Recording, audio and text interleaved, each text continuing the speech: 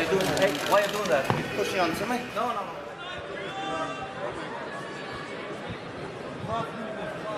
Well, not too many instructions given there by the referee, just a bit of glaring between the two fighters. So we're going to try again. Nice control, Joe. Take out what you deliver. Kasim winding up with that huge right hand, and he's caught himself now with a nice straight right hand counter from Murray, and now it's Kasim who's in trouble and down. Unbelievable. Where did that come from Joe?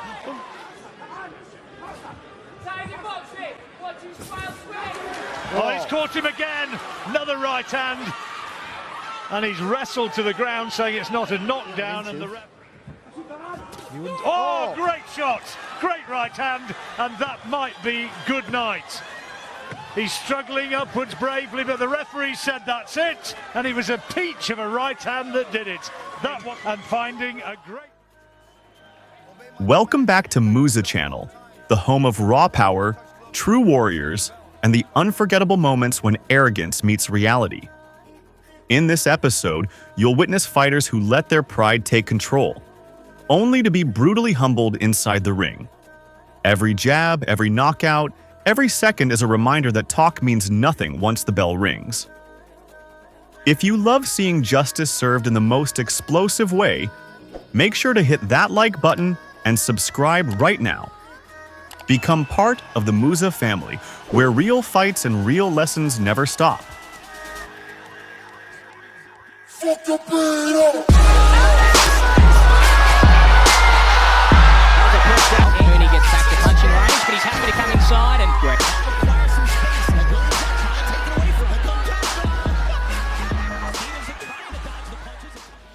The fight between Adonis Stevenson and Thomas Williams Jr.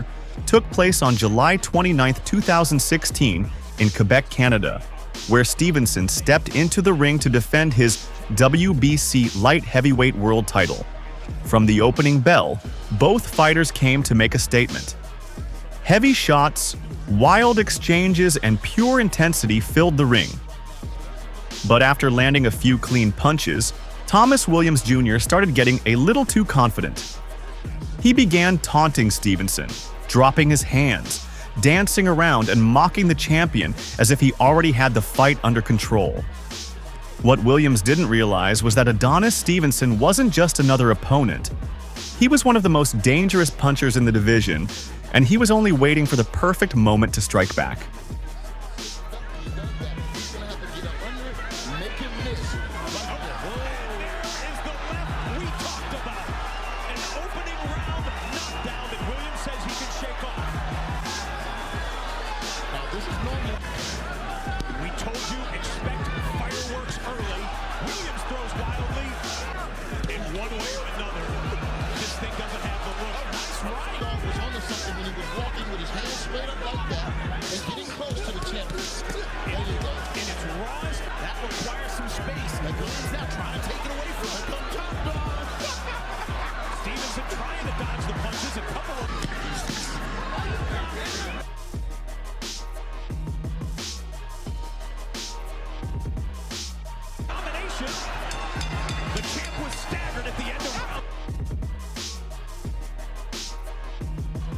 But Stevenson, calm and focused, wasn't distracted by all the taunting. He stayed patient, waiting for the perfect opening. And when it came in the fourth round, he made Williams pay for every bit of his arrogance. With one brutal left hand straight to the head, Adonis Stevenson ended the fight in devastating fashion. Williams collapsed to the canvas, and the referee waved it off. Stevenson not only defended his WBC world title, but also delivered a clear message to every cocky challenger out there. Confidence might start the fight, but skill and discipline finish it.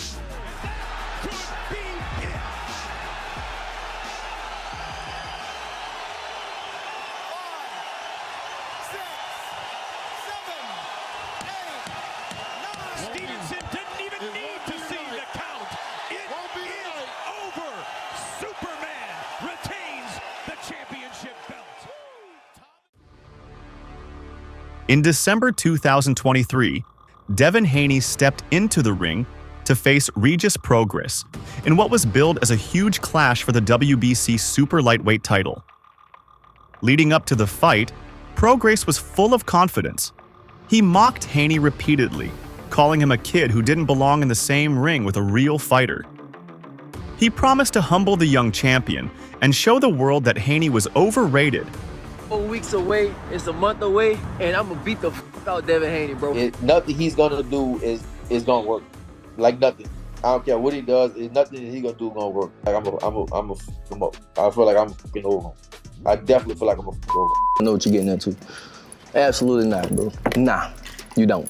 Not, bro. You not, bro. I'm telling you, you not.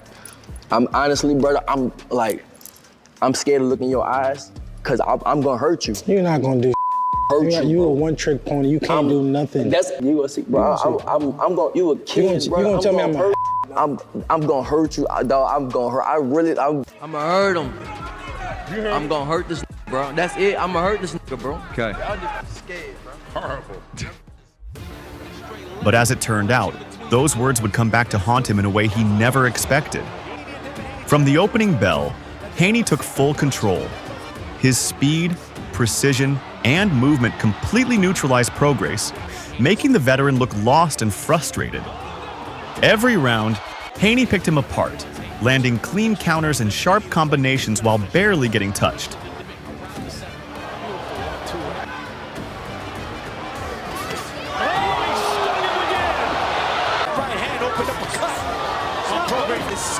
Skill-wise, but then, I mean, look at Prograis limited. I think Devin Haney's making him seem that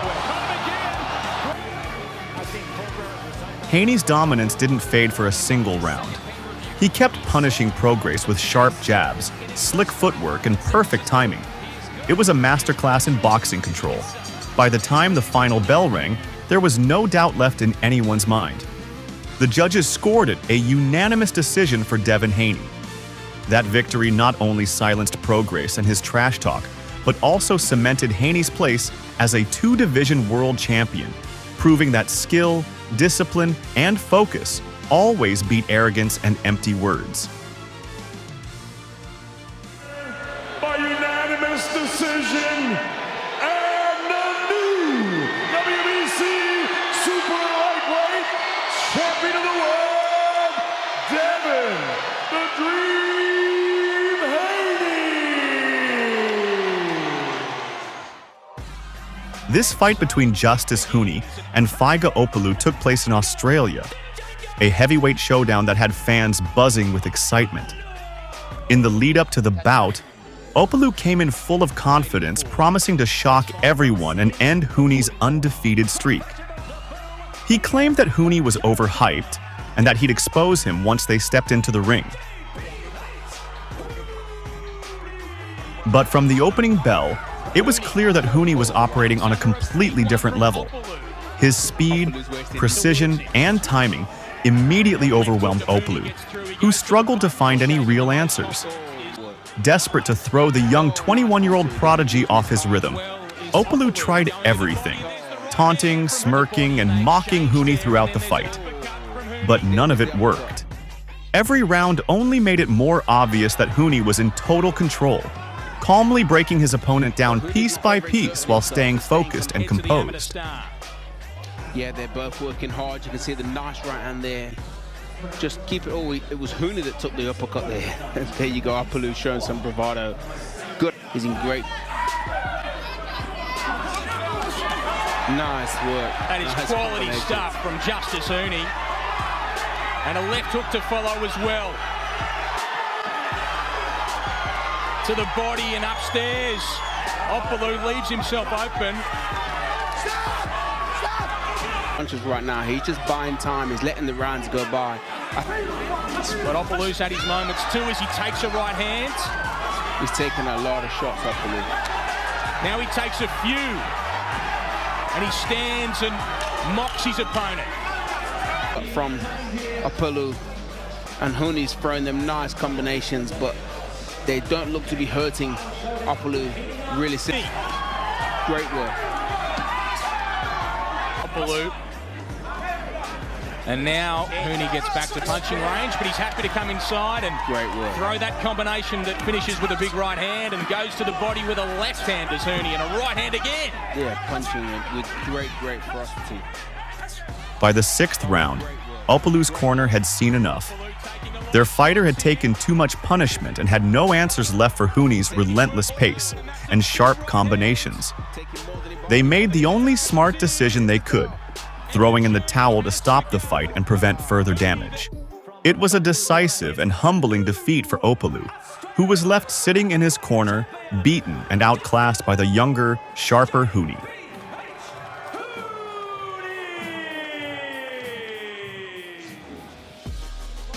Back in 2002 at the Orleans Hotel and Casino in Las Vegas, heavyweight veteran Oleg Maskaev stepped into the ring against the confident Sedreck Fields. Fields came in loud and arrogant, trying to get inside Oleg's head during the build-up and even during the fight itself. He dropped his hands, taunted, and smirked at Maskaev as if the match was already his. But Maskaev stayed calm and focused, refusing to fall for the mind games.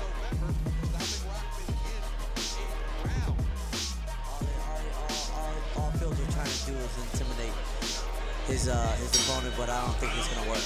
Actually stopping him in the 3rd. Very significant win. Already backing up. Round distance one time. 10-round decision way back in 98 over Ricky Jackson. Lost his last 8-round fight to Nate Jones. It's only one decision. Sometimes both of Maskaev's losses came by getting stopped. Very early in his career, he got thrown in the volley of McCall, getting stopped in 1 round. Later on, head-on points got to this situation. Matter of fact, you're fighting Tuesday night. Sometimes a big fight comes. I feel like he's taking his time right now. His focus is very good right now. He's just taking his time. Maskaev, as we come to the end, we're scheduled for 12.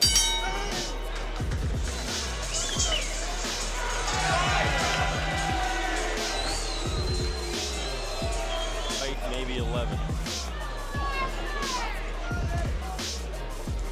Right now, I mean. But can he make that step over? Kind of hard sometimes to make that step to the right if you're a right-handed fighter, Angel. It was a pity-pat punch to the body. That's not going to do. Maskaev methodically broke Fields down with precise punishing shots round after round. By the end of the 6th, Maskaev had dropped Fields twice, completely taking control of the fight. Fields tried to stay in it, but the damage was too much. Exhausted and defeated, he refused to come out for the 8th round, surrendering on his stool and showing that his arrogance couldn't withstand Maskaev's relentless power and discipline. Now wait a minute, I think this fight's over. Something happened in the corner of Sedreck Fields. Heavyweight champion Oleg Maskaev.